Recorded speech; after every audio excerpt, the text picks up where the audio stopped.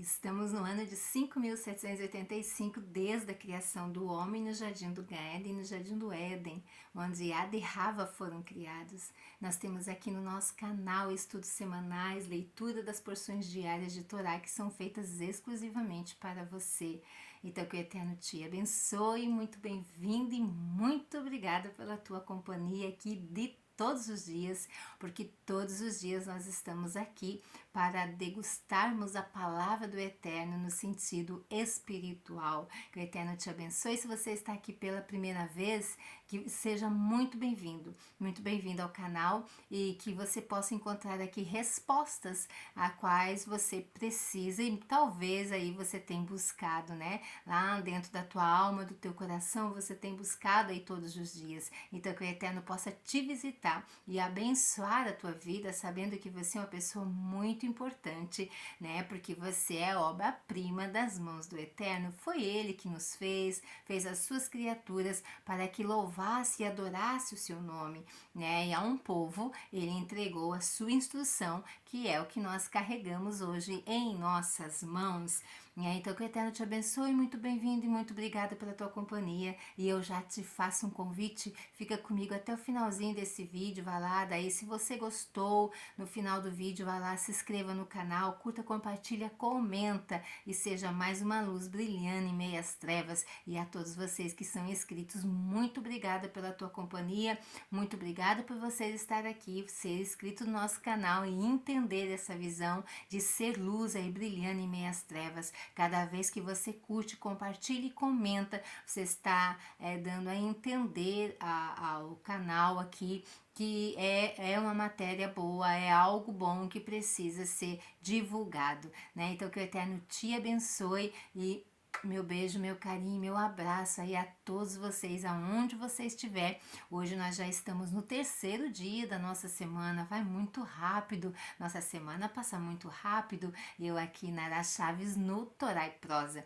Então nós estamos nessa semana na 41ª Paraxá do ano de 5.785, Paraxá Pinehas ou Finéias, né? E a ordem do Eterno aqui era Finéias, filho de Eleazar, o filho de Arão, sacerdote, desviou a minha ira de sobre os filhos de Israel, pois foi zeloso com o meu zelo no meio deles, de modo que no meu zelo não consumi os filhos de Israel.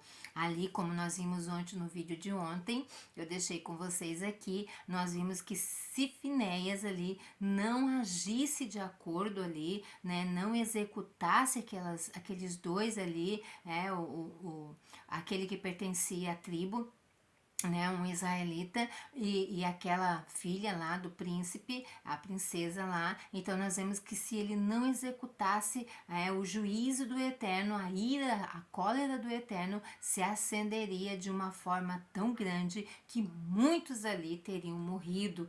Por isso ele ali, Finéias, né, Pinehas, ele não pertencia a quando ele nasceu ali, não tinha sido escolhido os filhos ali de Arão para serem sacerdotes. Então ele veio nascer antes desse decreto, por isso o Eterno agora, né, como eu deixei com vocês, os comentaristas mesmo explicam que quando Arão ali recebeu o dom do sacerdócio, foi informado que ele e seus filhos seriam sacerdotes, bem como todos os futuros descendentes ali dele do sexo masculino.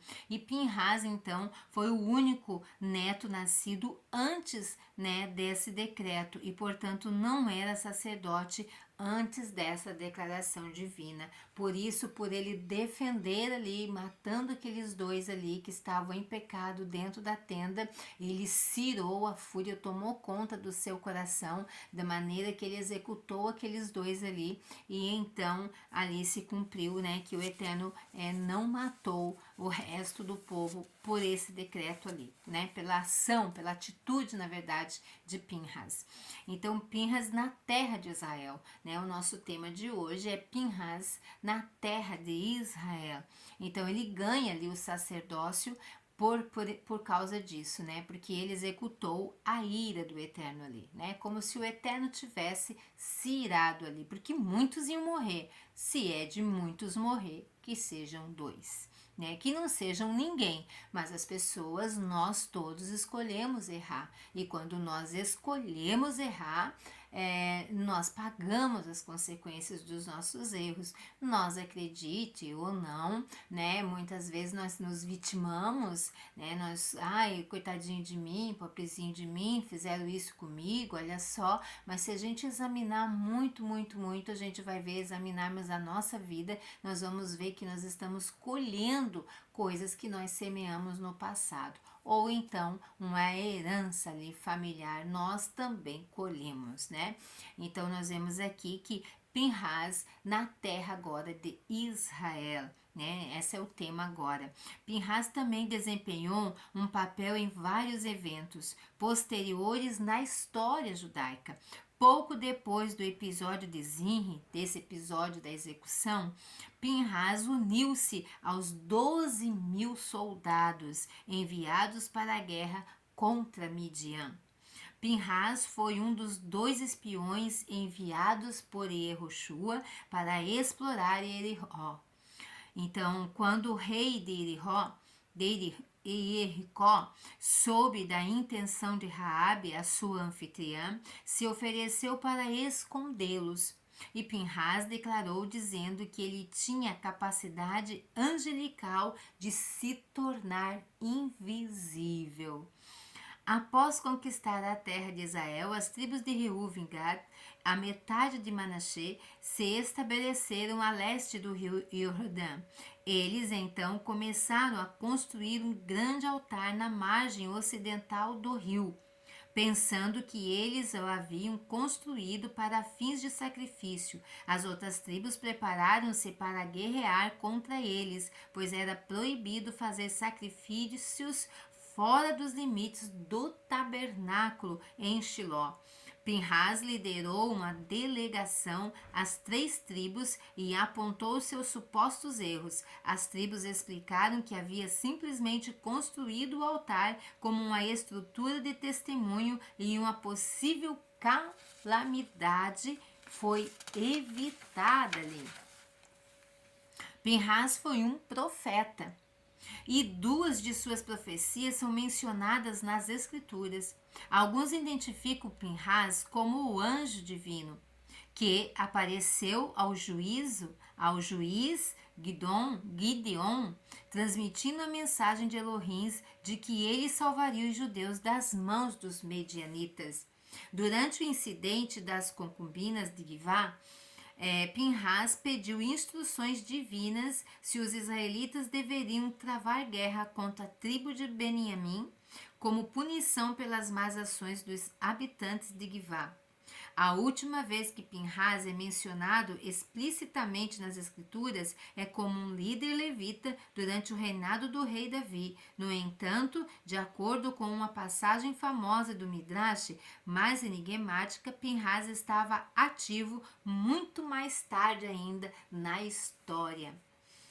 E agora a família e discípulos. Pinhas serviu como sumo sacerdote após a morte do seu pai Eleazar, ali o filho de Arão, porque Pinhas era neto do sumo sacerdote Arão. E foi sucedido por muitas gerações de sumos sacerdotes. Uma lista de seus descendentes que serviram nessa posição é citada lá no livro de Crônicas. Lá em Crônicas nós vamos poder entender um pouco melhor a história aqui de Pinhas, daí como já sacerdote. O mais famoso deles é Ezra, o escriba, líder judeu no início do período ali do Segundo Templo. Pinhas é mencionado como herdando uma porção de terra em Israel, que serviu como local de sepultamento para o seu pai Eleazar. Pinhas recebeu a tradição de Moshe e a transmitiu a Eli, o sumo sacerdote. Pinhas e Eliarro, o que eles têm ali a similaridade com o profeta Eliarro? Várias fontes midráshicas identificam Pinhas como o famoso profeta milagroso Eliarro. Então eles fazem muito, né, o nosso midrash, os midrashins, eles identificam Pinhas como o famoso profeta milagroso, profeta Eliarro, ou mais conhecido como Elias. Isso se baseia em vários paralelos compartilhados por ambas as personalidades, incluindo suas vidas longas e o fato e as escrituras aos compararem a um mensageiro, a um anjo. Mesmo sem estar ligado a Eliarro, que viveu mais de 500 anos após o nascimento de Pinhas gozava de extrema longevidade. Ele é mencionado pela primeira vez nas Escrituras durante o êxodo do Egito, em 2448, na criação e 1313 da Era Comum. E ainda estava vivo durante o reinado do rei Davi, que governou de 2884 a 2924, 877 a 837 da Era, né, da Era Comum, totalizando mais de 400 anos. A semelhança entre Pinhas e o profeta Eliarro, no entanto, outros textos do Midrash afirmam que Eliarro era da tribo de Gad ou de Beniamim. De acordo com isso, ele não era Pinhas, então, que era levita. Uma abordagem alternativa adotada nos trabalhos cabalísticos é Pinhas e Eliarro compartilham almas, né? Isso aí a gente vê que é um comentário, né? É um comentário ali dos nossos livros. A semelhança entre Pinhas e Eliarro também é expressa no comportamento de ambos. Por um lado, os dois foram capazes de agir com firmeza quando necessário, de tomar correto o que estava errado, de proteger do perigo. Por outro lado, ambos enxergavam bondade nos outros, o potencial dele ou dela e suas conquistas positivas.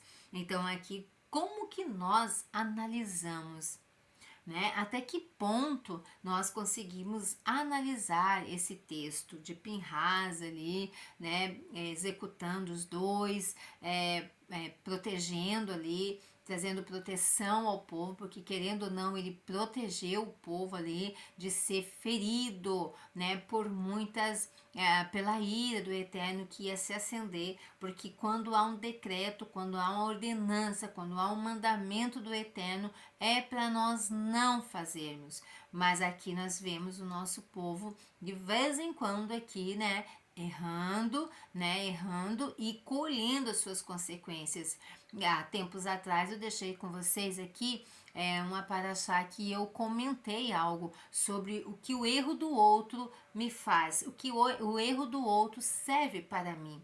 Ora, o que serve para mim, eu aqui pessoalmente falando, dando a minha opinião, ele me serve para mim não cometer o mesmo erro, porque esse erro da outra pessoa já está diante dos meus olhos. Eu já posso ver o que está acontecendo com ela, né, por inúmeros erros que ela comete e as consequências que ela está colhendo. Então serve para mim não tomar a mesma atitude e me faz crescer, não julgar, não condenar, mas crescer para não cometer o mesmo erro. Então aqui o que serviu aqui, o erro do nosso povo aqui, serve para nós crescermos também. Então a gente vê aqui que Pinhas, ele defendeu ali o povo do Eterno da ira do Eterno, quando ele assassinou aqueles dois ali que estavam em pecado, porque não era para os filhos de Israel se terem relações sexuais com mulheres que não fossem de Eretz Israel, né? Por inúmeras ali consequências que viriam depois disso, depois desse erro. Então, quando aqueles jovens ali se relacionaram com aquelas medianitas ali, o erro estava aparente e a ira do Eterno ia acender mais uma vez ali. Então, para que isso não viesse a acontecer, Pinhas tomou essa atitude. Tanto é que ele não tinha direito ao sacerdócio, mas a partir daquele momento ele se tornou sacerdote, né? Então, por outro lado, os dois é capaz de agir com firmeza. Ele agiu com firmeza quando necessário, de tornar correto aquilo que estava errado. Será que nós conseguimos tornar correto aquilo que está errado? Né? Serve aí para nós ficarmos refletindo.